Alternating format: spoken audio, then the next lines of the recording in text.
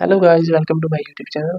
आज हम ये देखने जा रहे हैं कि हम वर्डप्रेस वेबसाइट को मैन्युअली कैसे बैकअप कर सकते हैं। सी पैनल में हम कंप्लीट सी पैनल अकाउंट को कैसे बैकअप कर सकते हैं, वो तो हमने बैकअप विज़ार्ड के थ्रू देख लिया कि उसको किस तरह बैकअप करना है, उसकी बैकअप की फाइल्स किस तरह जनरेट करनी है, उसको रिस्टोर कैसे करना है। लेकिन अब अगर हमारे सी पैनल में मल्टीपल वेबसाइट्स हैं और हम सिर्फ एक वेबसाइट का बैकअप लेना चाह रहे हैं और उसको ट्रांसफ़र करना चाह रहे हैं किसी और सी पैनल पे, या जो भी जिस रीज़न की वजह से भी आप करना चाह रहे हैं, तब क्या करें।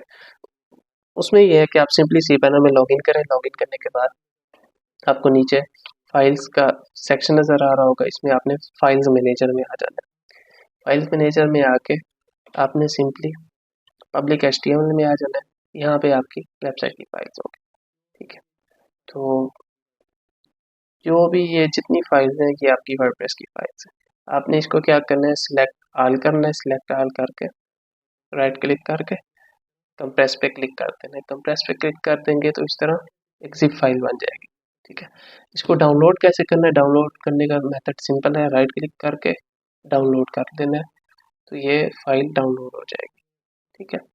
अब इसको डाउनलोड कर लिया, अब हमें हमारे पास वेबसाइट की फाइल्स तो आ गई हैं, लेकिन हमारे पास डाटाबेस तो नहीं आया। उसका बैकअप भी हमें चाहिए अगर हमें प्रॉपर साइट को लाइव करना है। तो टेबल्स होंगी, डाटाबेस उसका कंप्लीट होगा तभी प्रॉपर साइट चलेगी, नहीं तो फिर हमें स्टार्ट से वर्क करना पड़ेगा।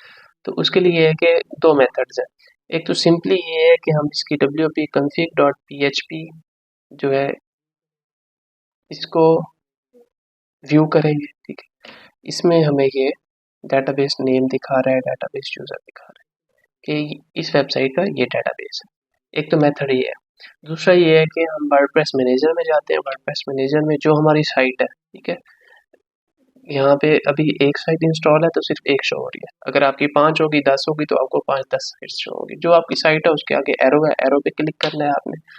फिर आपने उसको स्क्रॉल डाउन कर देना है तो आपको डाटाबेस डिटेल्स नज़र आ रहा होगा। इस पर आप क्लिक करेंगे तो आपको नीचे ये डिटेल्स मिल जाएंगी डाटाबेस की कि इस वेबसाइट का कौन सा डाटाबेस है।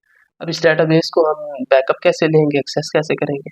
एक मेथड तो ये है कि डाटाबेस डिटेल्स के आगे लिखा हुआ है व्यू डाटाबेस, इस पर हम क्लिक करें तो ये हमें डायरेक्ट PHP माई एडमिन में ले जाएगा, ठीक है।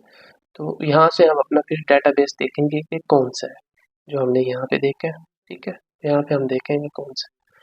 और दूसरा मेथड इसको एक्सेस करने का ये है कि हम सिंपली सी पैनल के होम पेज पे आ जाते हैं, सर्च टूल में जाते हैं। सर्च टूल में हम लिखते हैं PHP, तो PHP माई एडमिन का ये शो हो रहा है। हम इस पर क्लिक करते हैं तो ये भी हमें वहीं पे रीडायरेक्ट कर देता है, ठीक है। तो ये हम यहाँ पे आ जाते हैं। यहाँ पे आने के बाद हम इसको कर देते हैं एक्सपोर्ट। एक्सपोर्ट करने के बाद आगे आपको ये दिखाएगा पेज, इसमें आपने एक्सपोर्ट पे क्लिक करना है तो ये आपको ऑप्शन दे देगा कि आप इतना इसको सेव करना है, तो आपने इसको सेव पे क्लिक कर देना है। दैट्स इट, ये सेव हो जाएगा। अब आपके पास वेबसाइट की फाइल्स और डाटाबेस के टेबल दोनों का एक प्रॉपर बैकअप आ गया। अब इसको हमने रिस्टोर कैसे करना है वो हम जो है इंशाल्लाह नेक्स्ट वीडियो में देखेंगे। Thank you.